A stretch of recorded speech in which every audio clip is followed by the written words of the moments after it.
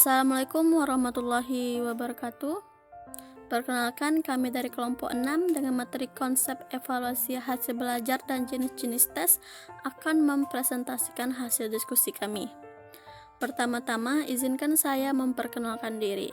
Saya Rika Yani selaku moderator, dan teman saya yang pertama ada Feti Purnamasari sebagai pembaca materi pengertian evaluasi, dan Rani Juliana Manurung sebagai pembaca materi tujuan evaluasi, dan ada Rizka sebagai pembaca materi jenis-jenis tes, dan Wirda Rahmatila sebagai pembaca materi fungsi evaluasi dan ruang lingkup evaluasi pendidikan, dan Yola Dwi Chandri sebagai pembaca materi prinsip evaluasi, dan yang terakhir ada Jeffrey Sila N. Baiklah, untuk mempersingkat waktu, saya mempersilahkan kepada saudari Feti untuk membacakan materi pertama. Halo, selamat siang teman-teman. Di sini saya akan menjelaskan mengenai pengertian evaluasi. Evaluasi berasal dari Inggris, yaitu evaluation. Kata tersebut diserap dalam pembendaharaan istilah bahasa Indonesia dengan tujuan mempertahankan kata aslinya dengan sedikit penyesuaian lafal Indonesia menjadi evaluasi. Evaluasi pada dasarnya adalah memberikan pertimbangan atau harga nilai berdasarkan kriteria tertentu. Dapat saya simpulkan bahwa evaluasi sendiri adalah suatu proses, di mana hasil dari proses tersebut dapat menentukan berhasil atau tidaknya suatu kegiatan yang tengah diselenggarakan. Berikut ada penjabaran mengenai pengertian evaluasi menurut beberapa ahli. Yang pertama, menurut Sukman sebagaimana yang dikutip oleh Ari Kunto di tahun 1996, bahwa memandang evaluasi sebagai sebuah proses menentukan hasil yang telah dicapai, beberapa kegiatan yang direncanakan untuk mendukung tercapainya suatu tujuan. Menurut Mahrens dan Lehman yang dikutip oleh Ngalimno Purwanto di tahun 2006, evaluasi dalam arti luas adalah suatu proses merencanakan, memperoleh, dan menyediakan informasi yang sangat diperlukan untuk membuat alternatif-alternatif keputusan. Evaluasi pendidikan menurut Edwin Won dan Gerald W. Brown dalam Maman adalah suatu tindakan atau kegiatan untuk menentukan nilai dari segala sesuatu dalam dunia pendidikan. Evaluasi terhadap hasil belajar peserta didik ini mencakup evaluasi mengenai tingkat penguasaan peserta didik terhadap tujuan-tujuan khusus yang ingin dicapai dalam unit-unit program pembelajaran yang bersifat terbatas, dan evaluasi mengenai tingkat pencapaian peserta didik terhadap tujuan-tujuan umum pembelajaran. Begitulah pengertian evaluasi yang dapat saya sampaikan. Selanjutnya akan dilanjutkan kembali oleh anggota kelompok kami selanjutnya. Selanjutnya adalah tujuan evaluasi. Tujuan evaluasi terbagi menjadi dua, yaitu tujuan umum dan tujuan khusus. Tujuan umum A. Untuk menghimpun bahan-bahan keterangan yang akan dijadikan bukti atau petunjuk mengenai taraf perkembangan atau kemajuan peserta didik setelah menempuh kegiatan pembelajaran untuk mencapai tujuan-tujuan kurikuler dalam jangka waktu yang telah ditentukan. B. Untuk mengetahui tingkat efektivitas dari proses pembelajaran peserta didik dan metode yang digunakan oleh pendidik. Tujuan khusus A. Untuk merangsang peserta didik dalam menempuh program pembelajaran sehingga peserta didik dapat memperbaiki atau meningkatkan prestasi masing-masing. B. Untuk mencari dan menemukan faktor-faktor penyebab keberhasilan dan ketidakberhasilan peserta didik dalam mengikuti kegiatan pembelajaran sehingga dapat dicari dan ditemukan jalan keluar untuk memperbaikinya. Baiklah, saya akan melanjutkan menjelaskan materi selanjutnya, yaitu fungsi evaluasi. Dalam keseluruhan proses pembelajaran, secara garis besar, evaluasi mempunyai beberapa fungsi penting, yaitu pertama, sebagai alat guna mengetahui apakah peserta didik telah menguasai pengetahuan atau keterampilan yang telah diberikan oleh seorang guru. Dalam hal ini berfungsi untuk mengetahui peserta didik apakah sudah menguasai atau belum mengenai pengetahuan atau keterampilan, sehingga jika sudah dikuasai, materi selanjutnya bisa dilanjutkan. Jika belum, bisa dievaluasi mengenai apa penyebabnya dan ditindaklanjuti. Kedua, untuk mengetahui kelemahan peserta didik dalam melakukan kegiatan belajar. Ini bisa diketahui dengan melaksanakan tes diagnostik untuk mengetahui apa kelemahan peserta didik sehingga bisa dilakukan penanganan yang tepat. Ketiga, mengetahui tingkat ketercapaian siswa dalam kegiatan belajar. Ini bisa dilakukan dengan menggunakan tes formatif sehingga bisa melihat sejauh mana proses pembelajaran yang telah dilaksanakan sehingga tingkat ketercapaian siswa dapat kita lihat. Keempat, sebagai sarana umpan balik bagi guru yang bersumber dari siswa, jadi evaluasi tidak hanya untuk peserta didik atau murid atau siswa saja, tetapi juga untuk guru juga bisa. Kelima, sebagai alat untuk mengetahui perkembangan belajar siswa, untuk melihat apakah ada perkembangan dari belajar siswa tersebut. Keenam atau yang terakhir, sebagai laporan hasil belajar kepada para orang tua wali siswa. Ini sering kita jumpai biasanya di akhir semester setelah proses pembelajaran selesai. Contohnya, guru langsung memberitahu orang tua wali mengenai hasil belajar atau juga dalam bentuk rapor yang biasa kita jumpai. Jadi, kesimpulannya di sini yang saya ambil yaitu pada dasarnya evaluasi khususnya kaitannya dengan hasil belajar adalah melihat bagaimana hasil belajar siswa tersebut terhadap proses belajar selama ini dilakukan. Baiklah, itulah penjelasan saya mengenai materi fungsi evaluasi. Selanjutnya akan dilanjutkan oleh anggota kelompok kami yang selanjutnya. Baiklah, saya Yalori Chandri. Di sini saya akan menjelaskan prinsip dari evaluasi. Prinsip evaluasi yang pertama adalah menetapkan secara jelas apa yang akan dievaluasi, atau bisa juga disebut sebagai objek evaluasi atau objek penilaian. Yang kedua, memilih teknik evaluasi yang sesuai dengan karakteristik yang akan diukur. Jadi maksudnya orang yang mengevaluasi harus memilih teknik sesuai karakteristik objeknya. Yang ketiga, menggunakan berbagai teknik evaluasi guna mendapat evaluasi yang menyeluruh, komplit, dan teratur. Yang keempat, mengetahui kelebihan dan keterbatasan dari berbagai teknik yang telah dilakukan di evaluasi. Yang kelima, evaluasi adalah alat untuk mencapai tujuan pembelajaran. Sini ada prinsip evaluasi menurut ahli.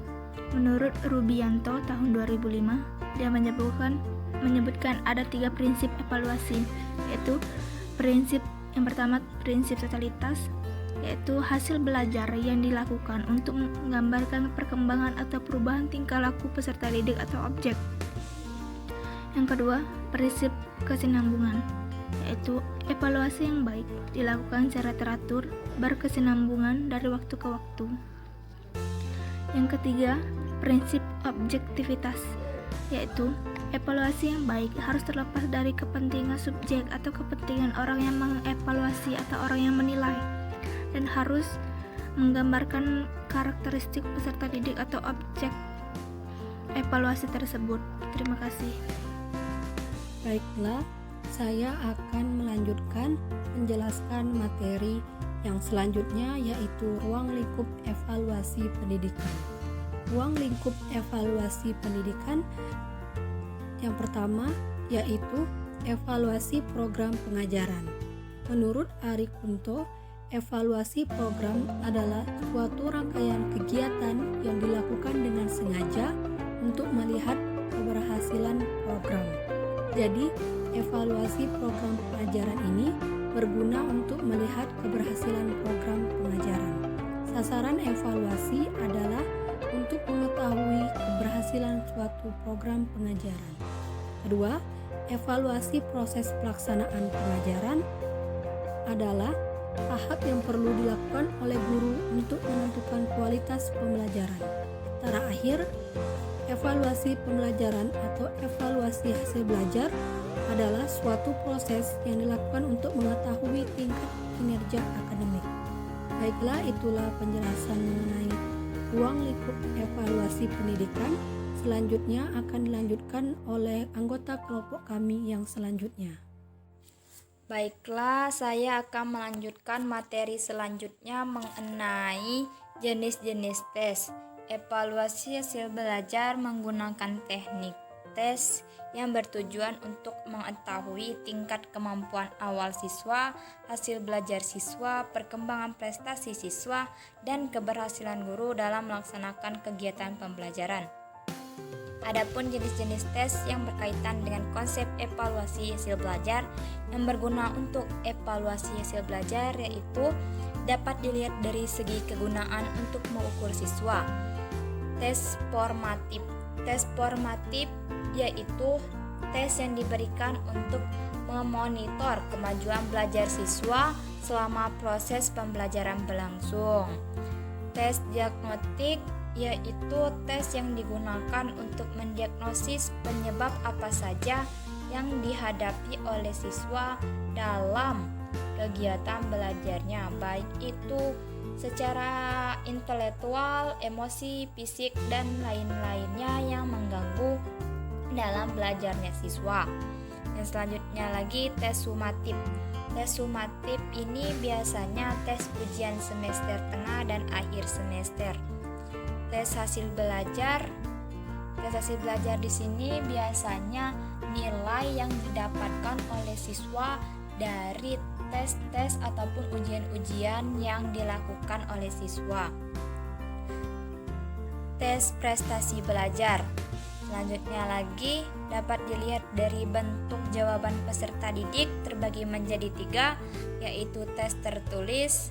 Tes tertulis di sini siswanya biasanya menjawab pada kertas dan komputer secara tertulis. Selanjutnya lagi tes lisan. Tes lisan yaitu muridnya menjawab pertanyaan ataupun soal yang diberikan oleh guru secara lisan ataupun langsung kepada guru.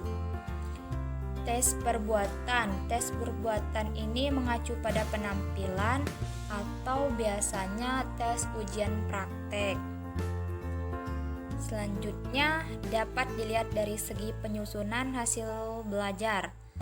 Terbagi menjadi 2, tes buatan guru. Maksud dari tes buatan guru di sini seperti mengadakan kuis ataupun ulangan mendadak yang biasanya digunakan guru untuk mengetahui kemampuan siswanya dari pembelajaran sebelumnya.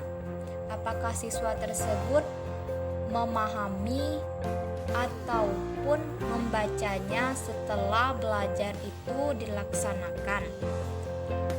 Berikutnya lagi tes yang telah distandarkan ini biasanya memang dari pihak sekolah ataupun dari pihak Kementerian Sekolah. Berikutnya dapat dilihat dari jumlah peserta didik. Tes perseorangan. Tes perseorangan ini tes individu, baik itu tes secara lisan ataupun tes secara tertulis. Sedangkan tes kelompok ini dinilainya berdasarkan berkelompok yang biasanya diterapkan pada ujian praktek, misalnya menari. Berikutnya lagi dapat dilihat dari aspek pengetahuan dan keterampilan, tes kemampuan dan tes kecepatan. Baiklah, saya akan membacakan kesimpulan dari materi konsep evaluasi hasil belajar dan jenis-jenis tes. 1. Pengertian. Evaluasi hasil belajar adalah suatu tindakan atau kegiatan untuk menentukan nilai dari segala sesuatu dalam dunia pendidikan. atau proses memberikan pertimbangan terhadap hasil belajar untuk mendukung tercapainya tujuan pembelajaran. Evaluasi terhadap hasil belajar peserta didik ini mencakup evaluasi mengenai 1. Tingkat penguasaan peserta didik terhadap tujuan-tujuan khusus yang ingin dicapai dalam unit program pembelajaran yang bersifat terbatas. Dan 2. Evaluasi mengenai tingkat pencapaian peserta didik terhadap tujuan-tujuan umum pembelajaran. 2. Tujuan evaluasi terbagi dua, yaitu secara umum dan secara khusus. 1. Secara umum, yaitu untuk menghimpun bahan-bahan keterangan yang akan dijadikan bukti atau petunjuk dan untuk mengetahui tingkat efektivitas dari proses pembelajaran. 2. Secara khusus, yaitu untuk merangsang kegiatan peserta didik dalam menempuh program pembelajaran dan untuk mencari dan menemukan faktor-faktor penyebab keberhasilan dan tidak keberhasilan siswa dalam pembelajaran. 3. Fungsi evaluasi yaitu 1. Sebagai alat untuk mengetahui apakah peserta didik telah menguasai pengetahuan atau keterampilan yang diberikan guru. 2. Untuk mengetahui kelemahan peserta didik dalam belajar. 3. Mengetahui tingkat ketercapaian siswa dalam kegiatan belajar. 4. Sebagai sarana umpan balik bagi guru yang bersumber dari siswa. 5. Sebagai alat untuk mengetahui perkembangan belajar siswa. 6. Sebagai laporan hasil belajar kepada para orang tua wali siswa. 4. Prinsip evaluasi. 1. Menetapkan secara jelas apa yang akan dievaluasi. 2. Memilih teknik evaluasi yang sesuai dengan karakteristik yang akan diukur. 3. Menggunakan berbagai teknik evaluasi untuk mendapatkan evaluasi yang menyeluruh. 4. Mengetahui kelebihan dan keterbatasan berbagai teknik evaluasi. 5. Evaluasi adalah alat untuk mencapai tujuan pembelajaran. 5. Ruang lingkup evaluasi. Ruang lingkupnya yaitu 1. Evaluasi program pengajaran. 2. Evaluasi proses pelaksanaan pengajaran. Dan 3. Evaluasi pembelajaran atau evaluasi hasil belajar. 6. Jenis-jenis tes. Jenis-jenis tes dibagi menjadi 5 bagian, yaitu 1. Dilihat dari segi kegunaan untuk mengukur siswa. 2. Dilihat dari bentuk jawaban peserta didik. 3. Dilihat dari segi penyusunannya, tes hasil belajar. 4. Dilihat dari jumlah peserta didik. Dan 5. Dilihat dari aspek pengetahuan dan keterampilan. Demikian presentasi dari kelompok 6. Jika ada kesalahan dan kekurangan, saya mohon maaf. Saya akhiri dengan wabillahi taufiq wal hidayah. Wassalamualaikum warahmatullahi wabarakatuh.